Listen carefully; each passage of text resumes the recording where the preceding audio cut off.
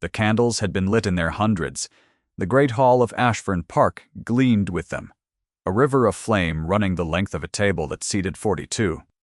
Lady Whitmore had arranged the seating with the precision of a general marshalling troops, and every person who descended the staircase that evening understood, as they found their card, exactly what the positioning meant. Proximity to the head of the table was favor. Distance was judgment. The salt cellar, a silver monument, fat with crystals, sat at the midpoint, and its placement had for centuries divided the honored from the tolerated. Miss Cecily Holt found her card 6 seats below it. She did not flinch. She had learned in the 2 years since her father's death had unmade everything she had known, to receive news of her own diminishment without expression. The footman who led her to her chair did not meet her eyes. The woman already seated to her left, a cousin of a cousin, someone's obligation, shifted almost imperceptibly toward the person on her other side. Cecily sat.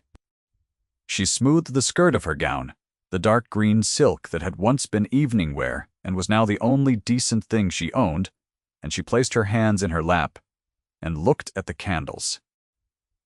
She had come to Ashfern as a companion to Lady Whitmore's niece, Miss Priscilla Fenton, a girl of 20 with good teeth and better prospects, who required, in Lady Whitmore's words, someone steady.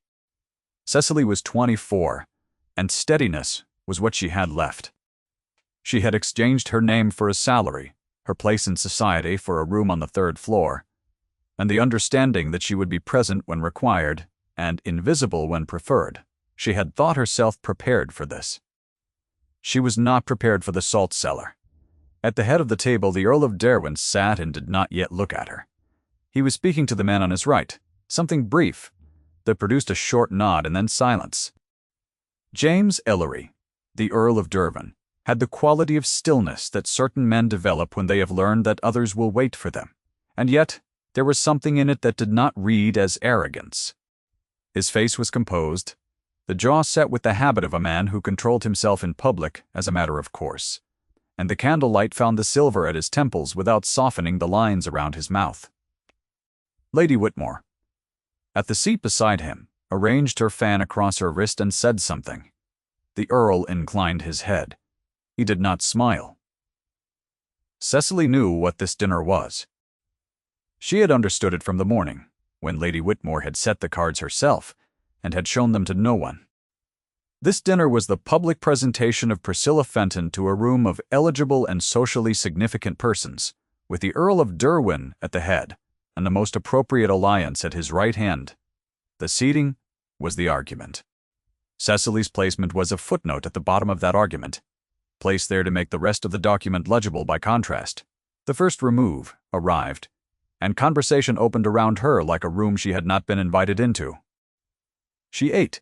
She listened. She allowed herself, in the privacy of her own chest, to feel the humiliation precisely, and then to set it somewhere she would not have to look at for the remainder of the evening. It was as she reached for the water glass that she became aware of a shift at the head of the table. A chair scraped. Not a small adjustment, but a deliberate movement, the kind that required a man to push back from the polished mahogany and rise. The room did not fall silent, but it tilted. The Earl of Derwent picked up his wine glass and his card, and he walked, not hurriedly, not with any display of occasion, down the right side of the table. He stopped at the empty chair directly beside her, the one that had been left vacant because the person who had been assigned it had sent his apologies that afternoon. He did not look at the room. He set down his glass. He moved the card to one side. He sat. The table held its breath. Cecily's own breath had stopped entirely somewhere between his standing and his arriving, and she was aware of the blood in her face and the entirely insufficient control she had over it. She looked straight ahead. She did not look at him. "Miss Holt," the Earl said, his voice low, carrying no further than she could hear it. "I am told the salmon is better from this end of the table." She did not know if he intended the dry quality in that sentence, or if it was accidental. She suspected it was not accidental. "I would not know, my lord," she said. "I have not tried it yet." "Then we are both equally uninformed," he said, and reached for his napkin. The room slowly resumed. If you have not yet left a comment, this is the moment I ask you to pause and do so. Tell me what you noticed when the Earl stood. Because what happened in that dining room did not end with a chair. It had barely begun. She had arrived at Ashfern Park 6 weeks before that dinner, on a gray Tuesday morning when the trees were bare and the gravel drive was wet with October rain. She had ridden inside the hired coach with her one trunk and her 2 hat boxes and the small leather satchel that contained everything of her father's she had been permitted to keep. Among them, his correspondence book, 3 letters, and the miniature of her mother painted the year she was born. Her father, Mr. Blank.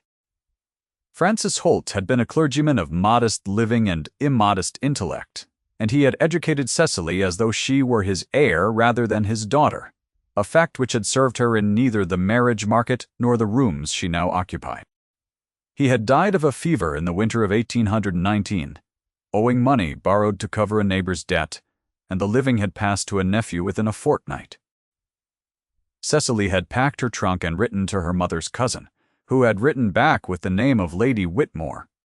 Lady Whitmore required a companion for Priscilla, who was lively and someone to manage correspondence and read aloud in the afternoons, and someone who would not mind that the position paid £40 a year and came with a room that looked over the kitchen garden. Cecily had minded none of it. She had been grateful in the way of people who have ceased to expect comfort. She had learned Priscilla quickly. The girl was not unkind. She was simply young in the way of people who had never been required to imagine another person's circumstances from the inside. She spoke of her prospects with the confidence of someone always told they were good, and she spoke of Cecily's situation with a pity. So cheerful it was almost affectionate. She called her steady, which was true. She called her practical, which was also true. Lady Whitmore was another matter. She was a woman of 60, handsome in the architectural way of someone whose face had long since settled into its final form, and she ran Ashfern and its properties with the orderly intelligence of someone who understood that social position was not given but maintained. She had taken Cecily's measure in the first 10 minutes of their interview and reached a conclusion. Not a threat, not an interesting person. A function, and a useful one. The Earl of Dervin was Lady Whitmore's nephew. He had inherited the earldom at 32 when his elder brother died, and with it came 2 properties, a seat in Lords, a considerable income, and a reputation for coldness that Cecily had heard described in at least 4 conversations between persons who had not seen her in the corner of the room. He has not been warm since Caroline passed. She had heard Lady Whitmore tell Mrs. Fenton. He manages everything. He provides for everything, but he is not present in the way he used to be. One hopes Ashfern will recall him to himself. The Countess of Dervin had died 3 years before. Cecily knew nothing else about her except that her absence had apparently emptied something out of the man who had been left. She had expected someone older. He was 36, and when he had arrived in the entrance hall, she had been crossing through it with Priscilla's forgotten shawl over one arm, and he had entered from the front door in a dark coat, with rain on his shoulders, and a look on his face of someone calculating distance, and he had seen her and had said, without preamble, "Is Lady Whitmore?" "In the morning room." "The drawing room, my lord," she had said. He had nodded. He had continued to the drawing room. He had not looked back. She had thought from that first moment that he was a man who had learned to move through rooms without looking at the things in them. She had not supposed he would look at her. The thought had not troubled her. She was accustomed to not being looked at. The dinner changed the algebra of that assumption, and she was not yet certain what to make of the change. Over the following 3 days, she made the deliberate choice not to think about it. The Earl was present at meals and in the evenings in the drawing-room, and he spoke when addressed, and listened when spoken to, and offered nothing that was not required of him. She watched him across those 3 days in the way that had become habitual to her, the skill of the genuinely invisible, the way of someone who sees because they are not, watching. She saw a man who was careful. She saw someone who had learned to take up precisely as much space as was necessary and no more. She saw him note things without naming them. Priscilla's habit of reaching for reassurance, Lady Whitmore's management of the room. The precise moment at any gathering when the company began to tire. She also saw, once, that he noted her. It was in the library, on the Wednesday evening when Priscilla had a headache and retired early, and Cecily had been given leave to sit in a library with a book rather than attend the card game. She had taken down a volume of Cowper, more for the comfort of its familiarity than for any particular intellectual appetite, and she had been reading for perhaps an hour when she became aware that the door, which she had believed closed, was slightly open, and that the Earl of Derwent was standing at the threshold. He did not come in. He was looking at the shelves along the near wall, or so she thought, but she was aware with the accuracy of someone very still and attentive that his attention had been for a moment on her. She turned a page, but she did not look up. After a moment she heard the door close. She was not fool enough to read meaning into a man looking at a room's occupant. She was not, she reminded herself carefully, in the habit of investing small events with significance they had not earned. She was a practical woman. She read another page. She could not have told you afterward what it said. The following morning was a Wednesday, and Cecily had agreed to walk with Priscilla in the rose garden before luncheon, a commitment she kept despite the cold that had settled overnight and left the garden brittle and laced with frost. Priscilla was animated, which meant she had received a letter, and the letter turned out to be from Lady Whitmore's solicitor on behalf of the estate, which Priscilla had mentioned to Lady Whitmore that morning, and Lady Whitmore had apparently found the occasion to say within Priscilla's hearing that Cecily was a useful creature, and it was a mercy she had found a situation before her years made her unmarriageable. Priscilla told her this without apparent awareness that it was unkind. "She said useful," Priscilla repeated, swinging her gloved hands, "and that you are the steadiest person she has had at Ashford. That is a very great compliment from my aunt." "Yes," Cecily said. She thought about the miniature in her satchel. She thought about her father's handwriting, the loops of it, the way he had always written her name at the top of his letters before anything else, as though she were the thing he wished to establish first. She breathed the cold air in and felt it in her throat and continued walking. The rose garden ended at a low stone wall, and beyond the wall the kitchen garden was visible, brown and cut back for winter. As she and Priscilla turned at the wall to come back, Cecily saw the Earl of Derwent standing at the far end of the garden path with his steward, both of them looking at something on a sheet of paper the steward held. He glanced up as they approached. He said something brief to the steward, who folded the paper and withdrew. "Good morning," the Earl said. "Good morning, my lord," Priscilla said, brightening. His eyes moved. Just once to Cecily. "You are walking in the cold," he said. This was addressed to Priscilla, but the glance had included both of them. "We are hardier than we look," Cecily said, before she had decided to say anything. Something in his expression altered. It was not a smile. It was the consideration that might in other circumstances precede one. "I do not doubt it," he said, and he inclined his head and he went back along the path toward the house. Priscilla looked at Cecily with large and pleasant eyes.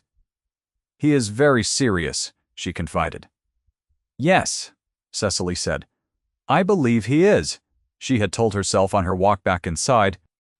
She was aware of it with the precision of a woman who has been educated to identify her own errors and had no one left to discuss them with. She was constructing a picture from too little material. She was filling the gaps with what she wished, and she was risking the thing she had left, which was her own equanimity, on a man who had looked at her twice and had possibly been thinking about his steward on both occasions.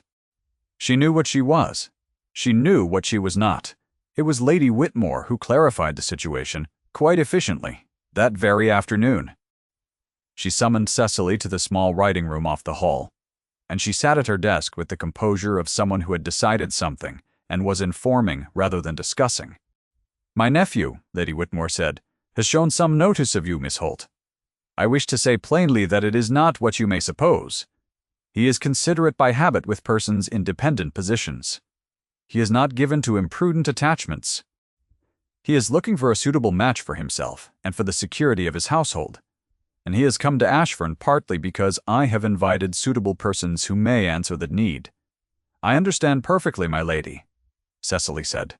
"I raise it only because it would not be kind to allow a misunderstanding to grow unchecked. You are here in a professional capacity. You are valued in that capacity. I hope you understand that I mean no discourtesy." "None is taken," Cecily said. She went back to her room on the 3rd floor and sat on the edge of the bed and looked at the window over the kitchen garden and did not cry, because there was nothing to cry about. She had not been promised anything, she had not been given anything. She had been reminded of the reality of her position by someone who was technically being generous, and she was grateful, she told herself, for the precision of it. She took the miniature from the satchel and looked at her mother's painted face, careful and calm and younger than Cecily was now. She put it back. She went down for dinner and sat where she was placed, and she was steady, as she was always steady, and she was useful, and she did not look at the Earl of Derwent for the remainder of the evening. What she did not know then, what she could not have seen from where she sat, was that he had been standing in the corridor outside his aunt's writing room for 40 seconds before he had continued down the hall, and that he had heard, through the paneled door, the brief and tidy verdict his aunt had delivered, and that he had stood there in the cold light, with his hand at his coat pocket and his jaw set, and a great deal happening behind his eyes that he had not yet named even to himself. She also did not know what his steward Marsden had told him 3 days earlier. Miss Holt had been the one to sit with the sick kitchen maid through a fever night, while the housekeeper was down with her own ailment, reading aloud to the girl in the dark hours and sending for the physician herself, on her own authority, when the fever climbed. That she had paid the physician's initial fee from her own money, quietly, and had not mentioned it to anyone. Marsden had mentioned it to the Earl because Marsden was a man who noticed things of that kind, and believed his lordship ought to know them. The Earl had listened. He had nodded. He had gone back to the thing he was reading. And then he had put it down and had been still for several minutes, thinking of something he had not let himself think about in a considerable amount of time. The week that followed Lady Whitmore's clarifying conversation was one of the more difficult of Cecily's adult life. And she was a woman who had buried her father alone in February. She managed it by tightening the circle of her attention until it contained only what was directly in front of her: Priscilla's correspondence, the reading hour, the management of the household's musical evenings, the small acts of maintenance that her position required. She was useful. She was present. She was invisible. She achieved invisibility with everyone except the person from whom she most wished it. Not because he pursued her, he did nothing so direct. He continued to be a man of composure and habit and economy of expression. He had a quality of attention that she could not have explained and could not have accused him of, because it consisted of nothing that could be named, only a stillness, when she was in a room, that had a direction to it. A silence between sentences. When she spoke, that was the silence of someone listening rather than someone waiting. The offer, twice in 1 week, of the chair closer to the fire. She accepted nothing. She thanked him. She moved away. She was, she thought, doing the right and practical thing. Then came the evening of the Fentons' dinner. Mr. and Mrs. Fenton had taken a house 3 miles from Ashfern, and on the Thursday they hosted their own party of 20, and the Ashfern party attended. Cecily found herself at another table, in another house, in the specific position of a woman whose role was to be present, but not counted. She was seated at the far end from the Earl, beside an elderly gentleman who was hard of hearing and wished to speak about his hounds, and across from a young man named Mr. Paul. Aldecott, who had the sociable ease of someone who has never questioned his own welcome, Mr. Aldecott spoke to her with friendly interest for approximately 3 minutes before he looked over her shoulder and recalibrated. She saw the moment of it, the small adjustment, the sociable ease thinning to polite sufficiency. He had asked someone what her position in the party was. He had received an answer that had reclassified her. "Companion," she heard, from someone 2 chairs away. "She is Lady Whitmore's companion, you know. One of those poor things. She ate her soup." The elderly gentleman told her about a foxhound named Copperfield. It was as the third remove was being laid that she became aware of a change in the texture of the room. Not a sound, not a movement she could name directly, but a shift in the quality of attention at the other end of the table, the way a room shifts when something unexpected has entered it. She did not look up immediately. When she did, it was because the conversation around her had thinned by a fraction, the way conversation does when something nearby is drawing the ambient attention. The Earl of Derwin was looking at her from 40 feet away, not at the room. At her, he had the expression of a man who has made a decision and is now observing its consequences without any intention of reversing it. She looked back down at her plate.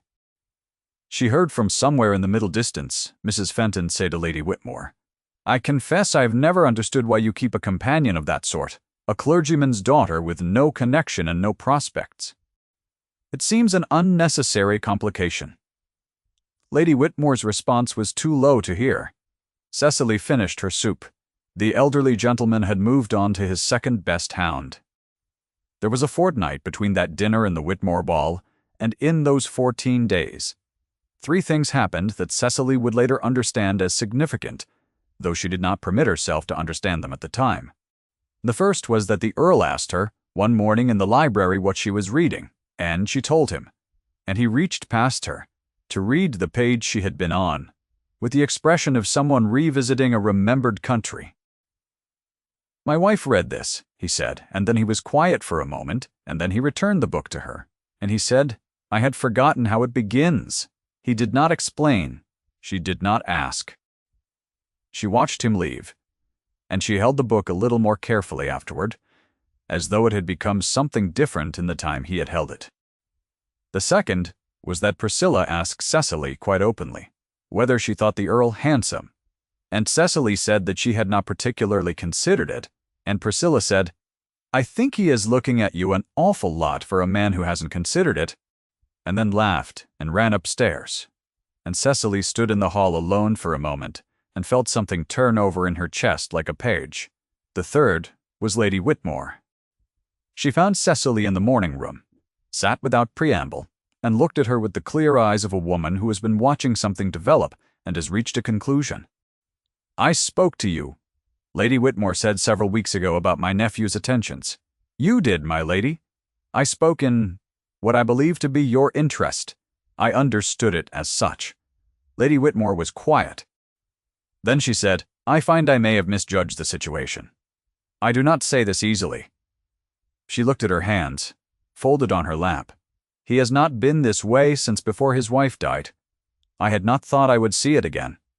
She looked up. "I am telling you this because you deserve to know it, and because it does not change what you must decide for yourself." She rose, and she straightened her skirt, and she left the room. Cecily sat in the morning room alone for a very long time. She thought about the miniature. She thought about £40 a year, and the third-floor room, and the way a room could sit a woman below the salt and call it hospitality. She thought about what it meant to be practical, and whether practical had somewhere become confused with small, and whether smallness was a choice or simply what happened to a person who had stopped expecting more. She was still sitting there when the maid came in to lay the fire, and she thanked the girl by name, and the girl looked at her with a slightly startled expression, because most of the household's guests had never learned the maids' names, and Cecily went upstairs and began to lay out what she would wear to the Whitmore ball. The night of the ball was a Friday in late November, and the great rooms of Ashford had been thrown open and lit until they were warm with it, the candlelight catching the brasswork and the glass and the pale arms of 100 guests in evening dress. Lady Whitmore stood at the entrance and received her company with the satisfaction of someone watching a careful plan arrive precisely on time. Cecily was not at her side. Cecily was near the eastern windows, where the curtains admitted a blade of cold air from outside, and where she could see the whole room without being in the center of it. She was wearing the dark green again because she had nothing else, and she held a glass of negus. She was not drinking, and she watched the company assemble. Priscilla had arrived in white, with roses at her shoulders, and the bright eyes of someone who understood this evening's stakes, and found them exciting. She was beautiful in the way of women who do not yet know what the world will ask of them in exchange for their beauty, and Lady Whitmore watched her cross the room with the expression of someone satisfied with an investment. The Earl was already present when the first dancing began. He danced once with the widow of a baronet, and once with Lady Fenton's niece. He stood near the window that mirrored Cecily's own position, held his glass without drinking, and watched the dancing. She did not approach him. She told herself, being very sensible. It was Lord Harcastle's man, a thin-faced gentleman named Mr. Pritt, who found her first. He came to where she stood, and he looked her over with the assessing ease of someone who had already been told what she was. And he said, "I understand you are the Whitmore companion, the clergyman's daughter." "Yes," she said. "How convenient," he said with a tone that meant the opposite. "Lady Whitmore is generous to have you here. Quite in the spirit of the season." He drifted away. She looked at her glass. The cotillion ended. A new set formed. Lady Whitmore was speaking to the Earl near the doors to the supper room. Her fan at a particular angle that Cecily had come to recognize as the angle of a woman directing something. The Earl's face was composed. He was listening. He glanced once toward the east windows. Cecily looked away. She was present for what happened next only from the corner of her vision, but it was enough. Lady Whitmore smiled and stepped back, and the Earl inclined his head. And then he was not standing by the supper-room doors. And then there were footsteps crossing the parquet that she was not looking at but was entirely aware of, the way you are aware of a candle being carried across a dark room without looking directly at the flame. He came to stand beside her. He did not ask permission. He stood as though the space beside her was the natural location for him to occupy. "You are watching, and not dancing," he said. "I am not often asked," she said. "I am asking." She looked at him then. He was looking at the floor of the ballroom, not at her, which she understood, after a moment, as a form of mercy, giving her time to arrange herself before she had to meet his eyes. She looked back at the floor, too. "The set has almost ended," she said. "Then we will be ready for the next one," he said. She thought of Lady Whitmore. She thought of the east window and the cold air and the long, familiar position of the not quite present. She thought of her father's handwriting, of the physician's fee, and the fever night, and the sick kitchen maid's name, which was Anne. Anne had recovered, and Cecily had been glad of it, in a way that had nothing to do with anyone seeing her be glad. She set her negus on the windowsill. "Very well," she said. He danced with her as though he had been paying attention for weeks, which, she thought, he had been. He knew which way she turned before she turned it, and he said almost nothing. And the silence between them was not the silence of emptiness, but the silence of two people not yet ready to say what was becoming inevitable, each aware of the other's awareness. She also became aware partway through the dance that the room was watching, not with hostility. With the attention that attaches to the unexpected, Lady Whitmore still near the supper room, her fan motionless. Priscilla at the edge of the set with her bright eyes slightly widened. Mr. Pritt somewhere, behind her, quiet. A dozen others making their own small calculations. When the dance ended, she curtsied. He bowed. He did not immediately release her hand. "Miss Holt," he said. And there was something in the way he said her name that was different from the ways other people said it.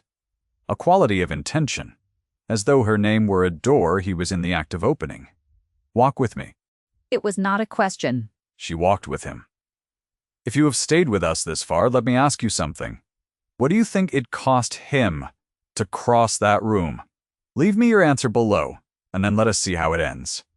He took her through the glass doors onto the terrace, where the night air was cold and clean, and the music reduced to something distant. The candles behind them made patterns on the stone.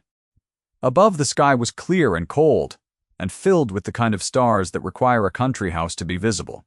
She was cold. She did not say so. "I want to speak plainly," he said. "Cass." He looked at the grounds, rather than at her, which she was beginning to understand was not avoidance but something closer to care. I find that I have difficulty being plain when I am being watched. Then speak plainly, she said. He turned then. He was close enough that she could see his face clearly in the light that came from inside. And what was in his face was something she had not seen there before, something that the habitual composure had been, until this moment, keeping out of sight. He looked tired in the way of people who have been carrying something for a long time and are considering, for the first time, the possibility of setting it down. "I was married for 4 years, he said. "Caroline was very good.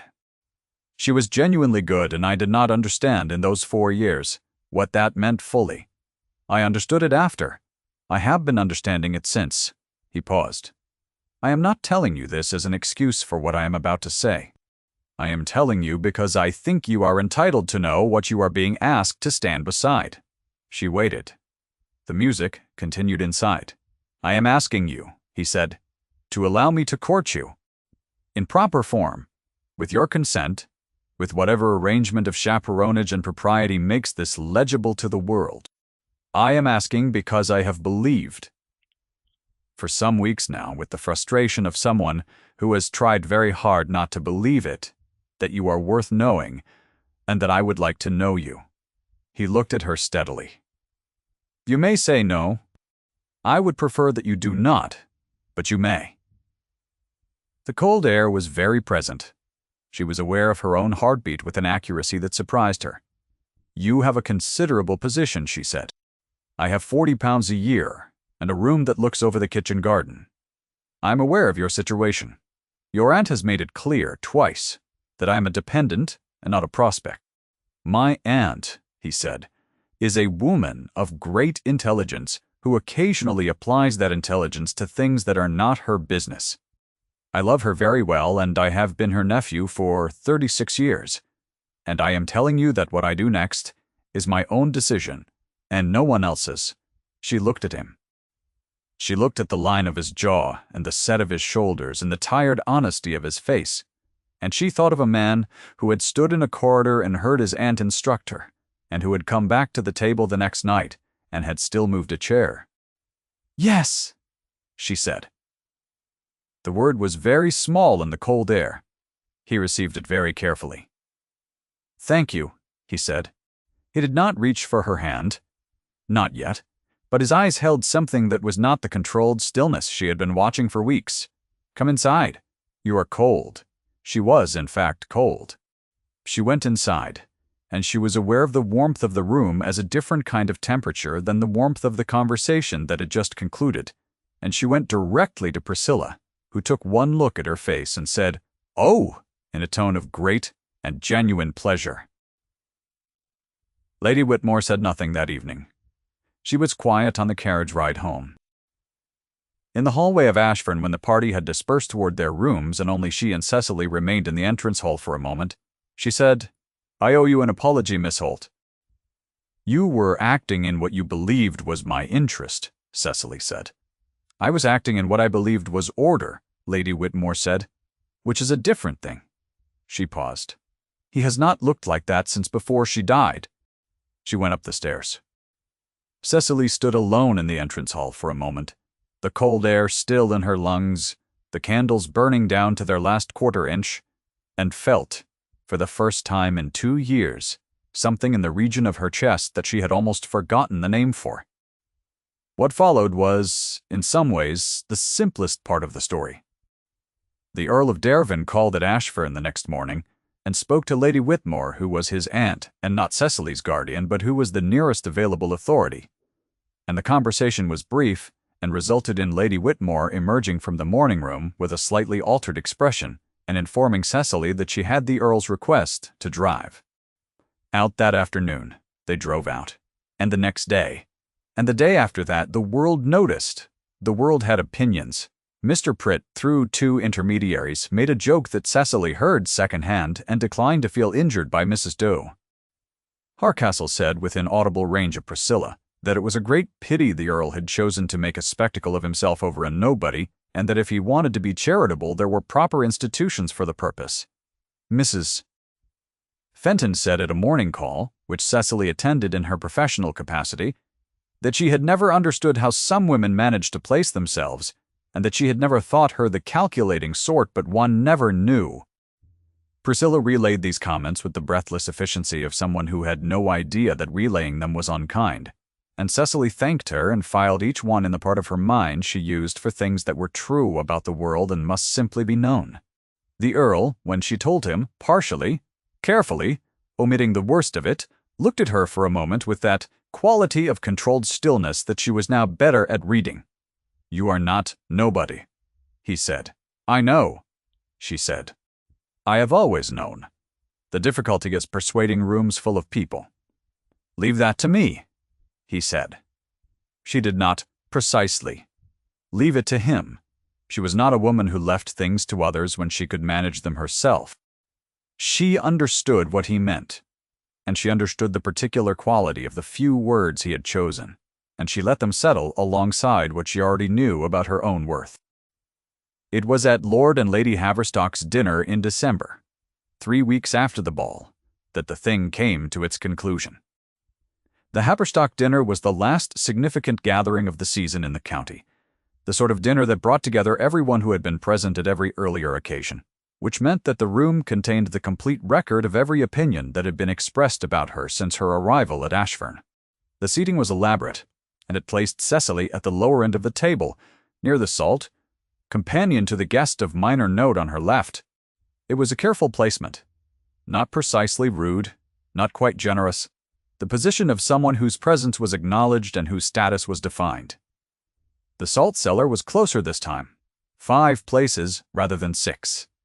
Cecily sat. She smoothed her gloves. She looked at the candles.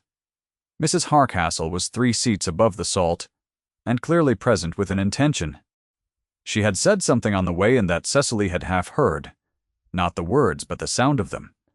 A woman sharpening something in public. The soup arrived. Cecily ate and listened to the gentleman beside her describe a drainage dispute, and kept her face pleasant, and was very aware of where the Earl was sitting without looking at him.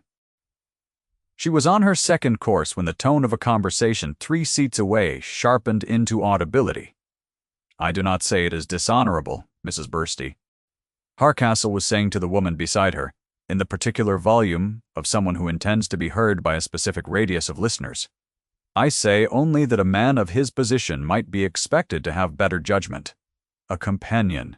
A clergyman's daughter with nothing. It is the sort of generosity that does no one any favors, least of all the woman herself. One feels sorry for her, really. To be made so conspicuous." The woman beside Mrs. Hardcastle murmured something. "Sambry." "Exactly," Mrs. Hardcastle said. Poor creature. The room had heard, or enough of the room had heard, to constitute the room. The kind of hearing that does not require full sentences, only enough syllables to know the shape of the thing. Cecily put down her fork. She picked it up again. She breathed the particular breath of someone who has learned to manage their face as a professional skill, and she looked at the candles, and she was very steady. Then there was the sound of a chair, not a small adjustment. A deliberate movement. The Earl of Derwent rose from his seat at the upper part of the table, and the room went quiet, with the precise efficiency of a room that has been watching for something and is now watching it arrive. He picked up his wineglass and his card and he walked down the length of the table. He walked without any display of occasion, without looking at anyone in particular, without hurrying. He stopped at the empty seat beside Cecily Holt. He moved the card. He sat. He looked at her with the full weight of what was in his face, which was not the controlled stillness she had been watching for weeks, but something underneath it, something that had come through the stillness like heat through stone. "Miss Holt," he said, and his voice was only for her. "I find I prefer this end of the table." It was 12 words, spoken once. Unrepeatable. The room was absolutely silent. Cecily was aware of the candlelight and the cold outside the windows and the miniature in her room on the 3rd floor, and her father's handwriting in 2 years of steadiness that had cost her something she had not acknowledged paying. And she was aware of a man beside her who had For the second time, at a formal dinner, in the presence of everyone who had an opinion about her, moved his chair. "Do you?" she said. "I do," he said. "And I find further that I should like the remainder of these arrangements to be made permanent, if you will permit it." She looked at him. He looked at her. The candles continued to burn. "I permit it," she said. From somewhere above the salt, there was the sound of a glass being set down rather quickly. Mrs. Hardcastle said nothing. There was nothing left that could be said. Lady Whitmore, 3 seats from the head, permitted herself one slow breath that was not quite a sigh. She reached for her wine. Priscilla, at the far end, pressed both hands to her mouth. The Earl offered Cecily a small bread roll in the manner of a man doing something entirely ordinary, and she took it, and the dinner continued, and the room found its way back to speech, slightly louder than before, slightly warmer, with the release of something held. They were formally engaged by Christmas. Not publicly, not yet. That came in January, in London, with the announcement in the papers and the necessary calls, and a drawing-room occasion at which Lady Whitmore introduced Cecily to several women who had opinions about the match, and who revised them with the grace of people who understand that the Earl's judgment is not reversed by commentary. Privately, it was settled at Christmas, when the Ashburn house was decorated for the season, and the snow had come. He had given her, the week before Christmas, a very small gift. It was not jewelry. It was a book, the Cowper from the library, from his own shelves. He had written in the front of it not his name, and not a sentiment, but a date, which was the date of the evening she had sat in the library reading it, the evening he had stood at the threshold. She understood what the date meant. She knew when he had started. On Christmas Eve, Cecily came downstairs very late, when the rest of the house had retired, because she could not sleep and she wished to sit by the fire in the smaller drawing-room. The fire was still burning.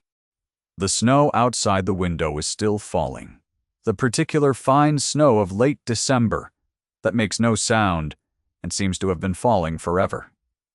The Earl was there. He had come down for the same reason, or so she supposed, and he was sitting in the chair closest to the fire, with a glass of brandy he had not been drinking, and he looked up when she came in, and he did not say anything immediately, which was its own kind of conversation. She sat in the chair across from him. After a moment he said very quietly, "Caroline died in January." He looked at the fire. "I found that I had not been before she was gone, as present as I ought to have been. I had work, and the estates, and the management of things.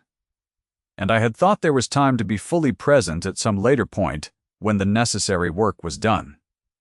There is not," he said, "a later point when the work is done." She looked at the fire too. "I did not know her," Cecily said. "I only know what she made of you." He was quiet for a moment. "She would have liked you," he said.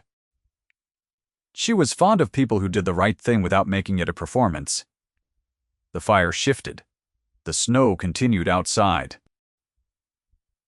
Cecily had the miniature in the pocket of her dressing gown, which she had taken to carrying with her the way some people carry a coin or a letter, the small material proof of a prior world. She took it out and held it in her palm, and he looked at it. "My mother," she said. "She died when I was 7. I don't remember her well enough for that to be the grief. I think the grief is that I wanted to tell her things." He looked at the miniature for a long moment. Then he reached across the space between their chairs and covered her hand with his, the miniature between their palms, her mother's painted face, pressed against both their hands at once. He said nothing. She did not need him to. The snow fell outside the windows of Ashburn Park, and the fire burned, and she sat in a warm room beside a man who had moved his chair twice, and she felt with a certainty she had not felt in 2 years, that the person who had been invisible was visible now, and that the seeing was going to last. That spring she became the Countess of Dervon. The season did not make up for what it had cost her, and she did not ask it to. She asked only for what she had been given, one pair of eyes that had looked at her steadily when the rest of the room had decided she was not worth the looking, and the grace of a man who had known, in the language of chairs and presents, and 12 words spoken once, how to say the things that mattered. The miniature went on the mantel in their private sitting room at Derwent Hall, her mother's face beside a new frame containing a letter in her father's handwriting, his looping script, her name at the top. Cecily stood before them one morning in late May, the light coming through the south window, and she heard the Earl's footstep in the hall, and the door opened behind her. "Come away from the window," he said. "Breakfast is ready." She turned. She looked at him in the morning light, with the full warmth of someone who is no longer arranging her face for rooms full of people. "I know," she said. "I was coming." She went. The room held the light.